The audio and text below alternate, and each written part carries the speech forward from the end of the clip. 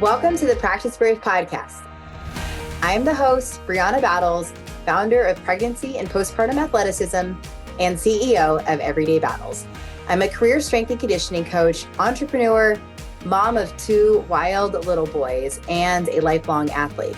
I believe that athleticism does not end when motherhood begins, and this podcast is dedicated to coaching you by providing meaningful conversations, insights, and interview topics related to fitness, mindset, parenting, and of course, all the nuances of pregnancy and postpartum. From expert interviews to engaging conversations and reflections, this podcast is your trustworthy, relatable resource for learning how to practice brave through every season in your life. Hey everyone, welcome back to the Practice Brave podcast. Today, I am here with Margie Davenport, and I'm really excited to have this conversation because she has done so much in the recent years of publishing a lot of great research for pregnancy and postpartum exercise. And it's just, she's having a moment, but that moment has been built upon years and years of work and interest in this space. So I'm really excited for this conversation. Margie, thank you for being here. Hi, Brianna. Thank you so much for having me. It's about time we finally met. So this is great. I'm so excited for this conversation. And I just want to start out by saying thank you so much for the work that you've done and the research that you have been contributing over the years. And like we joked about before recording, the last few decades of trying to get better information out there so that the medical practitioner and fitness communities can, honestly be putting out better information, more updated information for the way women work out in 2026 and beyond. I have recently updated the entire pregnancy and postpartum athleticism coaching certification. And with that, we really went through so much of the research you and your team have done. And I just really want to congratulate you and thank you. Well, thank you so much. One of the most important things that we do is take our research and get it into practice. So that is just the most delightful thing to be hearing early on in the morning. Thank you. Absolutely. Yeah, it is. I think it's a really great opportunity where we can take the research that sometimes focuses on just shouting the what, what are we trying to get out there? Just putting that out there to begin with. And then the coaching can help with the implementation of, and this is how that's accomplished. And, our worlds are just, I think we can collaborate so much more in the research, practitioner, medical, and coach communities and have that translate to the female athletes that we're working with. Absolutely agree. So I want to dive in before we go into the research side of things. I want to know what got you interested in the topic of pregnancy and postpartum exercise and what your own personal background and story was getting to this point. So a few decades ago now, I was a national team synchronized swimmer here in Canada. So I spent my days training at the highest level, absolutely loved it. But when I retired, I knew that I wanted to stay involved in exercise and health in some way, shape, or form. So I went back to school and did a degree in kinesiology. Throughout my athletic career, I was always doing research to try and understand how my body worked and the best sort of nutritional strategies and training strategies. And so I just sort of naturally fell into, research. When I was looking for a lab to work in, I was really interested in diabetes, actually, and how exercise can impact glucose control and blood sugar overall. And the only person that was doing work in that particular area was this woman who was doing work with pregnant women. So I was like, no interest. I was in my early 20s, zero interest in pregnancy, wasn't thinking about kids at all, but thought this would be a great place to be able to start. And when I started working with her, I basically fell in love with the physiology. I fell in love with this really unique period in a woman's life. And then my PhD was actually in postpartum exercise. And so I fell in love with the babies. So sort of brought me full circle and haven't looked back. Absolutely. And so what did that look like as your own, maybe your career as an athlete stopped, the research kept going? What did that all look like for you? What was that transition time like? It was bumpy for sure. It was a big change to go from when I was training. I did a lot of Olympic lifting and we did a lot of running in addition to all of the swimming training that we did.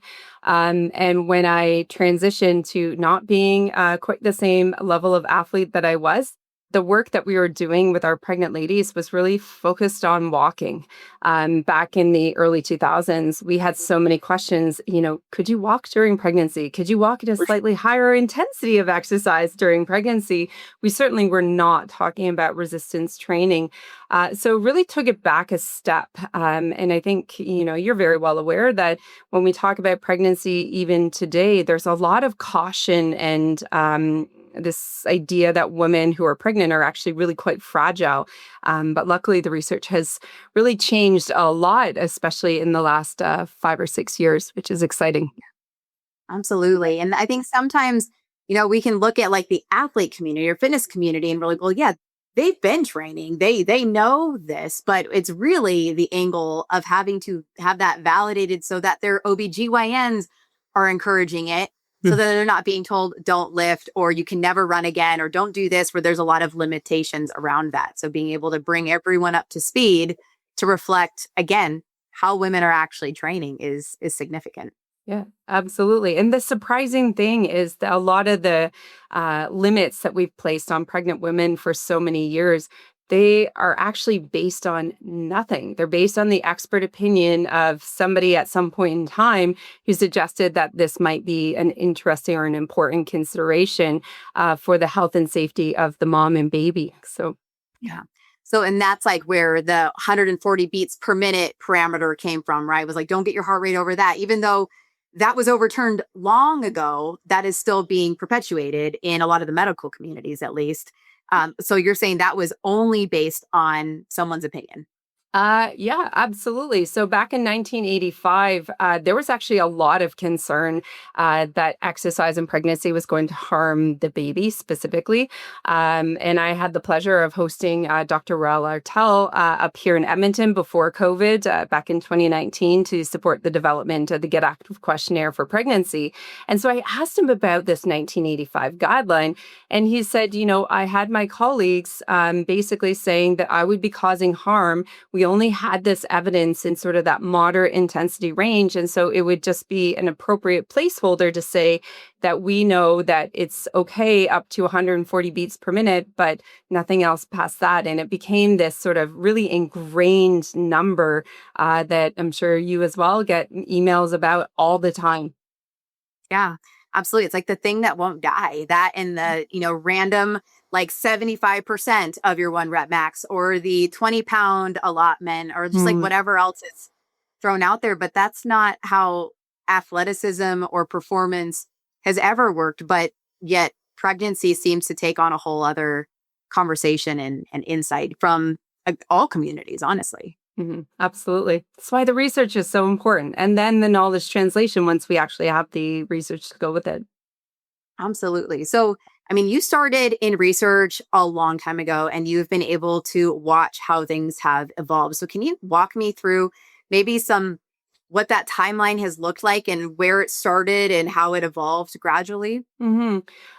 So, back early 2000s, everything was really quite conservative. And I would say that the entire field was quite slow to grow and change in terms of recommendations until we developed the 2019 Canadian guideline for physical activity throughout pregnancy. So before that point, there was a lot of concern that exercise was going to cause a miscarriage, a small baby, or an early baby.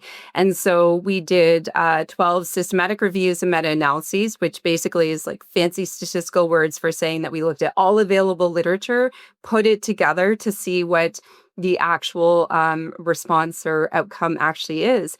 And so with those reviews, we found that being physically active during pregnancy was associated with a 40% reduction in major pregnancy complications like gestational diabetes and preeclampsia. And it was not associated with an increased risk of those adverse harms such as miscarriage in these women.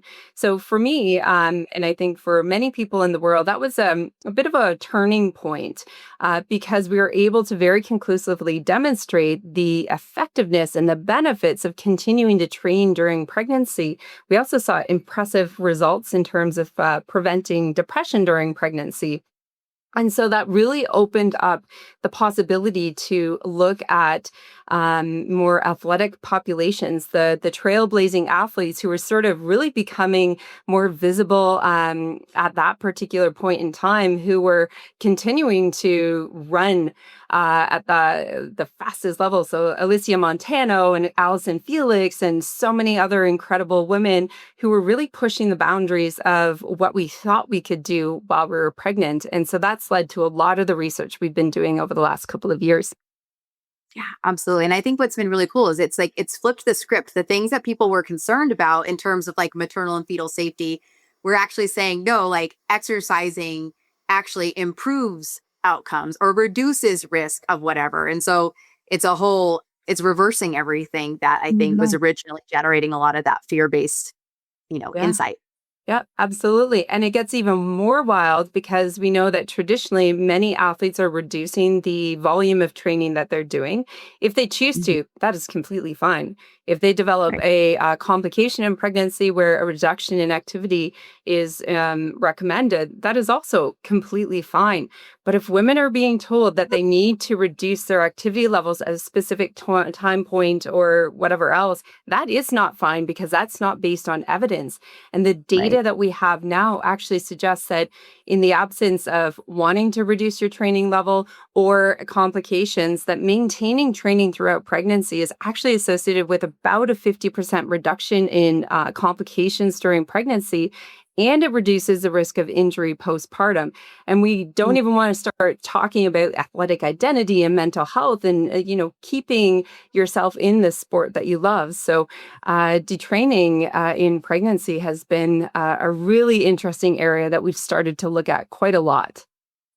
Absolutely. And it's so important because, like, I love that you mentioned the mental side of it, the identity shift, because anybody who consistently participates in fitness and who identifies as an athlete, that is a big part of Awesome. their life, their ecosystem, their environment, their happiness. And so even if training needs to look different, Mhm. keeping them in the game, even as the game evolves, is ultimately the end goal. And to not have, like you were saying, like anyone instilling fear that's not based on any research or what we actually do know. Mhm. Absolutely. So I think many people consume research without really understanding what goes into it. So what does conducting this type of research, like with pregnancy and with postpartum, actually look like behind the scenes? I don't think we have enough time to get into that amount of detail. It's Give us the highlight intense. reel. Yeah. um, so when we talk about working with pregnant women weren't included in clinical trials until actually quite recently.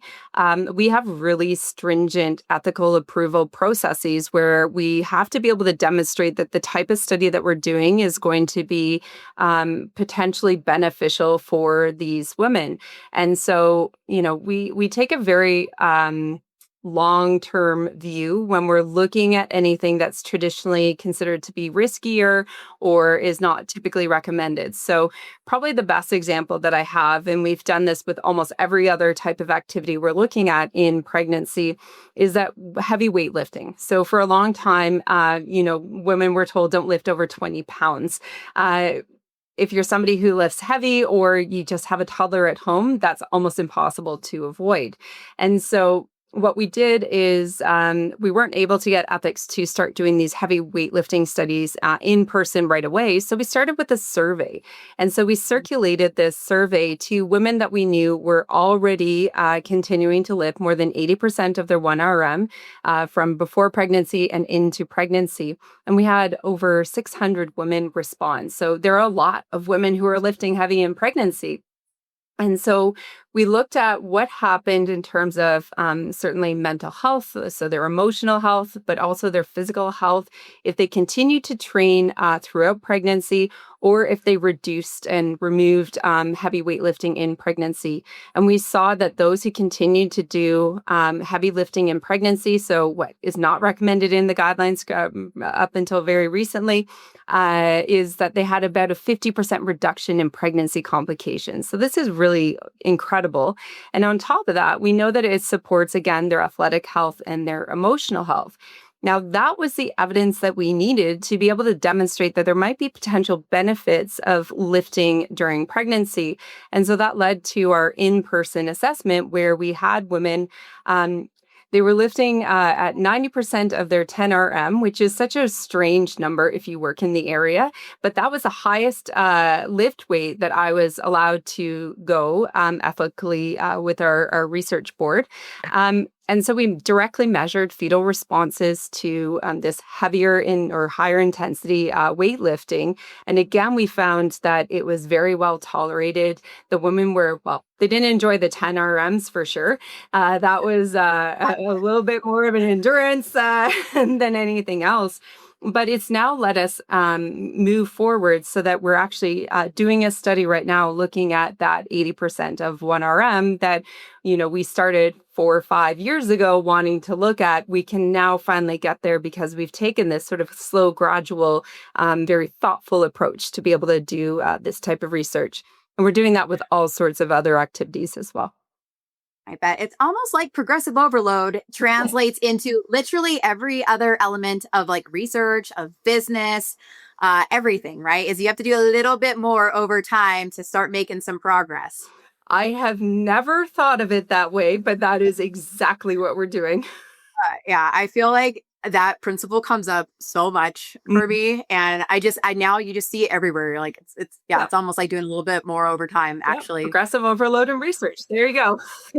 Might move the needle a little bit, but that's really exciting that we're able to start looking at that. So, and your research when looking at the heavy lifting, is that mostly focused on like the maternal and fetal responses in that moment? Or like how are you looking at it like in the moment, but then also translating to long-term or postpartum? So again, when we're talking about progressive overload in research, the first thing that we have to do is demonstrate in an acute setting. So one session of this heavier and higher intensity lifting, we need to see if it's safe for both mom and baby. And so we're looking at fetal heart rate using ultrasound. We're looking at the blood flow going to the baby, again, using fetal ultrasound. We look at maternal blood pressure, heart rate, oxygen saturation. We also look at glucose and lactate as well. So we're trying to get a really global assessment of at that particular point in time with that individual session, are there any adverse responses that we're seeing? So far, the answer is no, that it appears to be quite well tolerated. So then you've pretty much guessed it. The next step is to do training studies and or perspectives. So moving forward, so we recruit women who are already lifting heavier weights and follow them through pregnancy, look at their training logs and get a better assessment. So we're kind of doing a combination of both of those right now. Absolutely. And so now how does pelvic health start to fit into the conversation regarding maternal health outcomes?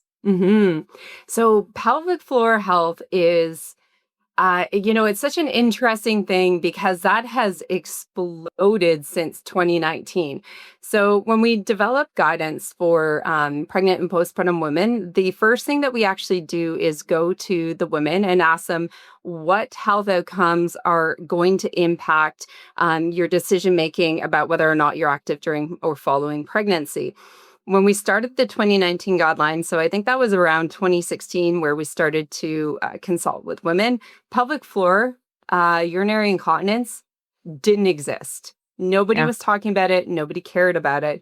By the time we released the 2019 guideline, we ended up having a recommendation specifically on that because we had so much feedback. And then just between 2016 and 2019, everybody started to talk about it. And we're starting to see it even more to the point where I would say that pelvic floor assessments and pelvic floor muscle training is a critical and essential piece of being a pregnant athlete now. Oh, yeah, absolutely. I mean, that is what catapulted me into this space. And I didn't know anything about pelvic health at all. As an athlete, as a coach, it was never part of any of the conversation. And I had my first son in 2013 and started working with this population in 2014, 2015. And all of a sudden it was like pelvic floor. How do we integrate this into what athletes are doing? Because they don't want to go off and do Kegels. Like that's not, you can't tell an athlete to do that. They're absolutely just not going to do that. How do we start to integrate it into the training? And like you said, it still wasn't like a common thing that was being talked about Mm-hmm. until we started seeing these athlete moms almost like maybe rush back into training, or they're doing more and now they're having pelvic floor symptoms, or because the culture, millennial-ish women were training a lot more, lifting heavier, running further, running faster. So now you see some more pelvic floor issues or more Mm-hmm. awareness around it. And then it did become more popular within the narrative of like, wait, I'm experiencing these symptoms. Why didn't anyone tell me about incontinence or prolapse? Mm-hmm. What do I do about it? I was told to stop exercising by my doctor or Yeah. by my practitioner, that I can't lift heavy or I can't run anymore. And I feel like there's been a lot of triage that we've been having to do Mm-hmm. around pelvic health and how that's communicated. Yeah, no, absolutely. And you're absolutely right. There's so much fear about pelvic floor dysfunction that if Right. you experience any leaking, oftentimes women are just told to stop. We actually published, it's a Delphi study, but it was an international consensus where we strongly advocate you need to go and get screened. You need to be treated for your pelvic floor dysfunction, but it is not a reason to stop. We know that 2/3 of women actually stop exercising training during pregnancy and postpartum simply because they're mothers, and there's so many barriers at that particular point in time. But it is essential to incorporate physical activity, exercise, and training throughout your life to be able to support cardiovascular health, your mental health, pelvic floor health at the same time. And so the message about this is something that can be treated, it needs to be screened for, but that it isn't a reason to stop exercise, that message is really not getting out there as well as I would like. Yeah, absolutely. I agree. It's especially I think within the medical communities where it's like, well, then if it's causing you any symptoms, well, now that's suddenly being framed as a contraindication to exercise. But we know that Mhm. exercise is the tool that can actually improve their symptoms Mhm. when we modulate it, the way that it needs to be. Yeah.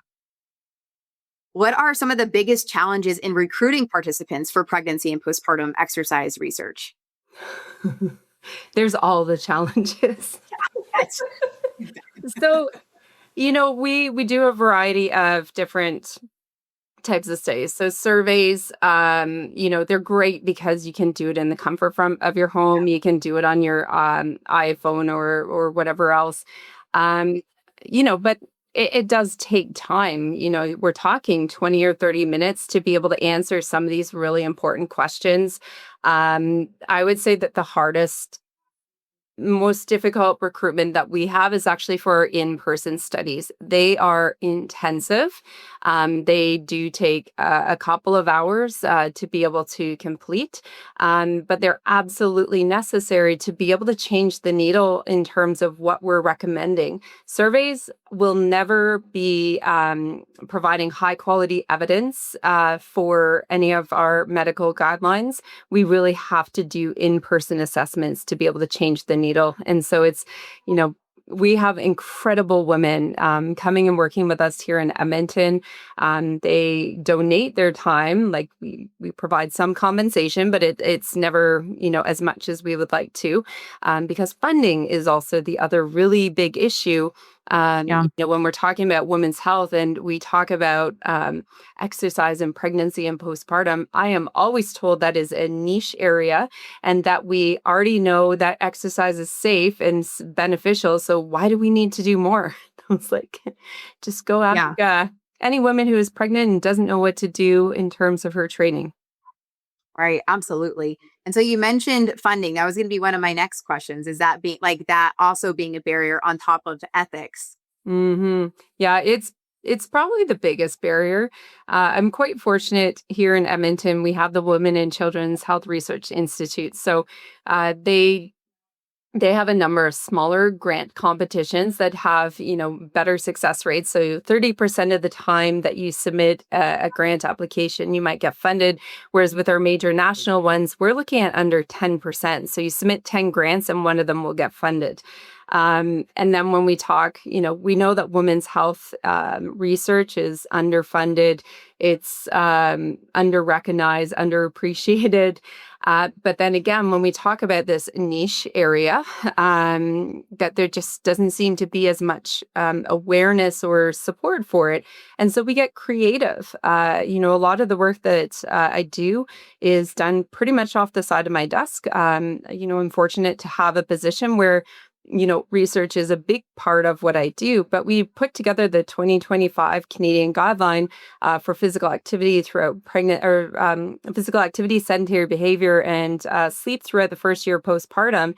And I think I had about $10,000 to put together that entire guideline. And it was a choice between, do I put in my own blood, sweat, and tears? Do I recruit all these undergraduate volunteers to help support, which is a great experience for them? Or do we just leave it so that there's no guidance in the postpartum period? So easy decision, but it's a really tough grind sometimes.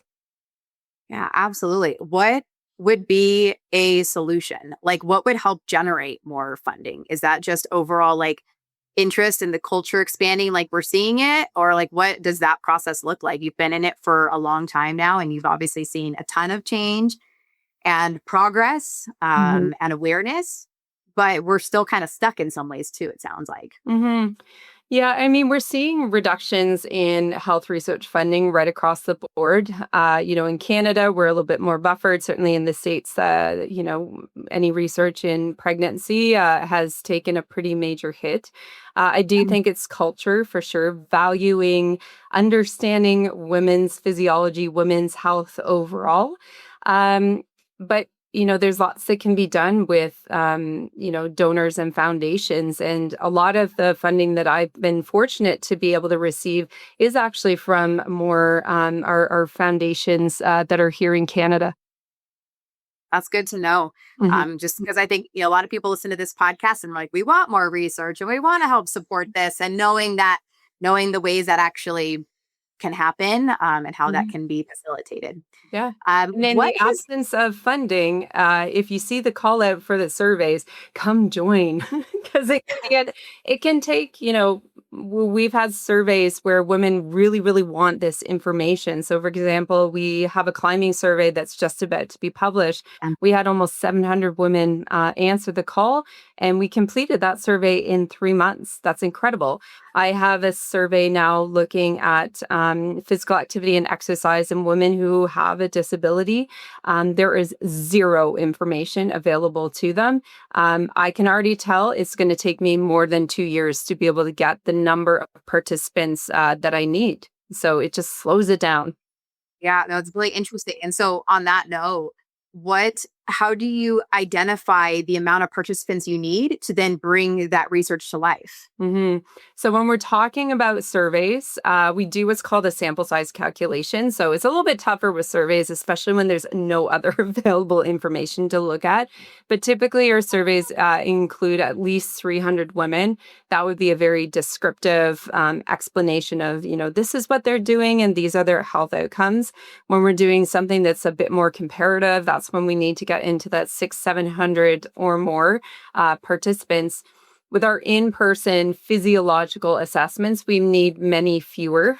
So we've published with as few as 10 pregnant and 10 non-pregnant women, and it just goes upwards from that. So sample size calculations, statistics, I get lots of support from my statistician because I'm not the best at that. No, for sure. What has surprised you the most? Was there a research study or a statistic that you're able to find, or a change in hypothesis that you maybe had? Like when you look at the course of the research you've been doing, was there a moment or a study or something that came out that just was like one of your favorites? Oh, I think that would be like choosing a favorite child. I really find that the work that we're doing right now is just so exciting and motivating because it is completely challenging my biases about pretty much everything I thought I knew about exercise and pregnancy. So, with the heavy weightlifting study that I talked about, I was absolutely shocked that there was any reduction in pregnancy complications. Looking back now, 3-4 years later, it makes sense to me. But at the time, the data didn't make any sense. We have published a study looking at contact in pregnancy, contact sport in pregnancy. So like soccer, that sort of thing. And my bias was if you had a hard hit, that about half the time there would be an adverse outcome as a result. And the numbers are way lower than I would have expected. Same thing with climbing, which is thought of as a very risky activity. We have data that's coming out which shows that it's actually really quite safe. And we do interviews with women who climb during their pregnancy, and they're just like, well, I feel much safer on the wall because I have 3 points of contact when I'm climbing than I do when I'm walking down the street where I only have one foot on the sidewalk at a time. And so changing the way that I'm thinking through the research and the interviews that we're doing with the women who are actually really pushing the boundaries, that would be my favorite. Yeah, I agree. I'm pretty involved in the jiu-jitsu and combat sports space. And so I've been working with a lot of different pregnant and postpartum UFC fighters, just MMA in general, and then jiu-jitsu, and really seeing like women can stay pretty involved in that sport and it becomes less about the contact in my experience and a lot more just about like, how do we make some range of motion adjustments or certain movement patterns that just are physically just cannot structurally do anymore. Yeah, no, exactly. Like so much more resilient, I think, during pregnancy than a lot of other seasons in life. Well, it's not even just in pregnancy. So what we're starting to see is that women who maintain some level of sports-specific skills, that they actually have a reduction in the risk of having an injury postpartum. Traditionally we would say, stop doing jiu-jitsu, that's too risky. But if you're getting creative and finding ways to reduce those riskier aspects, but still maintaining, the neural patterning that's actually happening and the types of skills that are continuing, we know from non-pregnant populations that if you remove somebody from sport for a length of time, like 6 months or longer, that they are at increased risk for injury because they have to relearn those sport-specific skills afterwards. So, it's great that people are starting to rethink and get creative about how we can maintain sport participation. It might look different, but they're still in it. I always say like different is the opportunity. Like that is the hack during pregnancy and postpartum. It's not just about like maintaining, it's about leaning into how can I do this a little bit differently that's ultimately going to make me a better athlete long term. And with our combat sport athletes, it's like, well, maybe you're not practicing a lot of your striking or you're not practicing a lot of your open guard in jiu-jitsu because that's just no longer comfortable. But there's a lot of other things that you can work on, your top game and your passing, and you can work on some of your footwork here. Like there's so many different angles of your game that you can develop. Sometimes what feels like a setback is actually setting you up in a lot of other ways. Yeah, fully agree. And that's a sport that we have no data on, by the way, as I'm sure you know. Well, let's maybe we can change that together or something. It's been so fun working with a lot of these like the UFC fighters and the jiu-jitsu athletes. It's fun because they're able to still do quite a bit, and the energy that's given is a little bit different. The intensity is way down, but ultimately it's keeping them in the environment, which goes back to what we talked about earlier of like athletic identity. They feel happy in that environment. And so even if what their training looks like is different, they're at least still there. They're around their friends, their teammates. They stay in their routine. Yep, absolutely. What are some areas where you think the public conversation still oversimplifies training during pregnancy or postpartum?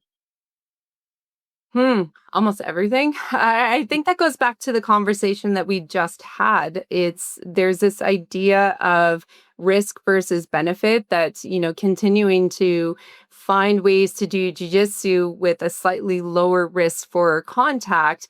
A lot of people still see that as incredibly risky and dangerous even, and that the safest thing that you can do is go for a walk or maybe a jog.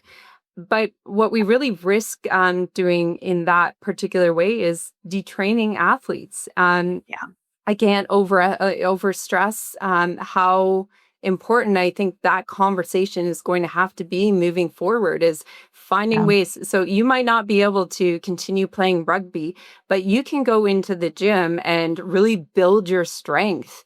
There are lots of ways that we can find that athletes can continue to train during pregnancy, maintain or grow those opportunities that you were talking about, to be able to use it as a way to get better or stronger when you come back. Absolutely. So I think, it seems in a lot of ways like our research is incredibly needed, especially for the medical community to get on board with the maternal fetal side. And then we have the research that also needs to infiltrate to the practitioner and the coach side, where we're like, well, now we're implementing it. It's not like we're trying to get the medical community to like stop giving outdated generic advice, but then we need the practitioner and coach community to know how to implement a lot of this stuff. How do you suggest going about bridging that gap? $1,000,000 question. So that's something that we've, really been trying to work through over, especially the last couple of years, when we've been doing more work focused on athletes. Medical recommendations will not change until we have this higher level of certainty of evidence. That is what changes the guidance. And when the guidance changes over time, and it might take, 10 years or more, the clinical guidance is going to be changing on the ground. But one of the things that we've started to really do is a lot of qualitative interviews to really make sure that we get the athlete voice at the center of all of the work that we're doing. And so we talk specifically to the athletes and, depending on the study, the coaches and practitioners as well, to find out what it is that we're doing or need to do to be able to answer the burning questions that you have when you're working specifically with an athlete. If I'm sitting at my desk and I'm like, hey, I think this would be a really cool idea, and then not actually ask the people who would potentially utilize it, I'm doing a disservice. But traditionally, that's what we have done with academics. And so trying to make connections with, I now work with a number of sporting organizations to be able to, help implement that, but also find out what their needs are so that we can better address it as well. So it's tough. A lot of it is relationship building and talking. And most importantly, I think listening. Yeah. And it seems like you want to know what's needed in the research from the athletes, but then still having to almost get the basics researched to validate that with the medical community. So like before you can move into talking about pelvic health and lifting, like we have to just say, hey, mom and baby are like, they're okay. Like, look, we have this research that says this is well tolerated, that this is really beneficial, that anything we thought was a contraindication actually isn't, before we can start getting the more like the nuance or the specificities of it. You are absolutely correct. And that's what I've spent literally the first 17 years of my career doing, up until the point where we had that level of evidence that we could conclusively say that for these individuals, exercise is not only safe, it's beneficial. And then we can start to chase the questions that the athletes really want to know about. Absolutely. And I know there's a disconnect between the Canadian guidelines and maybe some of the what we have here in the States. I know in the ACOG, we had been told like, lifting is safe, but it wasn't like specified to a load or to an intensity or anything like really specific to pelvic health, like at all. It was just like, yes, lifting, good. And I think everyone kind of took that and ran with it. How have you seen there be like discrepancies in what the research says versus how athletes are actually training? So discrepancies. I would say that the research is way behind. The athletes are already doing it. The problem that we run into is that athletes are making choices that are not necessarily as informed as we would like to. So the goal with my research is to be able to provide the evidence, good or bad, so that women are empowered to say, okay, this is what I want to do. This is what the level of risk is. This is what the level of benefit actually is. And then can feel comfortable making that particular decision. Right now, that data is not really there. Yeah. And I think that's why, there's so much opportunity, right, for us to just all keep like linking arms between our medical our medical people that are interested in better supporting fitness with their patients, the research, the coaches, the athletes, the practitioners, with what we're seeing like in real life, and then what still needs to be actually put a like period on in the research. Absolutely. So what is next for you? What do you have on the horizon with continuing to move this needle forward? So I actually just got back from Lausanne. So I was leading the development of the I'll call it 2026, but it might end up being 2027 consensus statement on sport participation for preconception, pregnant, and postpartum athletes. And so I think that one's a game changer. It's going to change the conversation much more than the 2019 guideline is. The big thing right now is trying to finalize that. And then the next piece is just really continuing on to better understand how to be able to support athletes as they, go through the decisions about when or how to become pregnant or pause pregnancy until post-career, through pregnancy and returning to whatever that they want to return to in the postpartum period. So lots going on. It's going to be a fun couple of years for sure. Well, it's really exciting and awesome for you. And so kind of piggyback on that, do you feel like, and with the progressive overload comparison we had, do you feel like before you can, like you really need to get more information specific to pregnancy before you can dive into the postpartum stuff as much as you want to? Like, do you feel like there's a divide there, or are you trying to do a little bit of both at the same time? How does that feel for you? So we're doing it all. Which, I'm very fortunate to have some really brilliant trainees and team members that I'm working with. So we are currently and very actively doing preconception, quite a bit of work in that particular area. Pregnancy for sure. I've been in that area for so long.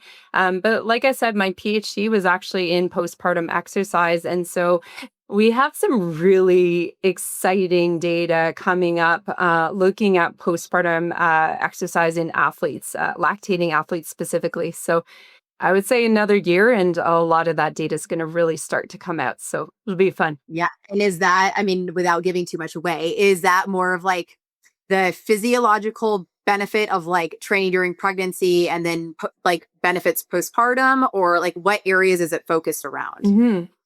Or can we not say? And it's okay if you can't say. Yeah, no, I don't mind. So it's a combination of both, but probably one of the most exciting parts is that we're going to start looking at energy availability, bone health, and then breast milk supply and quality and quantity of breast milk to go with it. So those are some of the burning questions that athletes have told us that they want to know about. Trying to understand a bit more about injury risk. I don't think it's as simple as, I came back too quickly in the postpartum period. I actually think that's actually a very small part of the equation.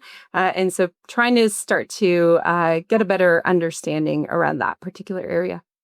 Absolutely. It's going to be exciting to start seeing I think more like strength conditioning principles start to get integrated into the research conversation and into practice, honestly, into real life. I think we've looked at pregnancy and postpartum athletes and, fitness in general as being this own, almost like in a vacuum, like their own like subset of population. And so then like all things basic, and I say that with air quotes for those of you not watching this live, like those basic strength conditioning principles sort of get overlooked when it comes to our pregnant athletes and our postpartum athletes. And so much of that is just strategic coaching, progressive overload, periodization, and keeping people in the game and just adapting it as needed. Yeah, no, absolutely. And from a research side, part of the reason we don't have some of those key recommendations actually in there is because the research studies don't report the data that we need. So I think that conversation, I agree, is going to change quite a bit as we start to recognize that pregnancy is not that unique. It's a really cool, unique, but the way that we can train is maybe not so different as we originally thought. Absolutely. Well, this has been such a great conversation. Where can people follow you and learn more about the research that you and your team are putting out? So we have a website, exerciseandpregnancy.ca.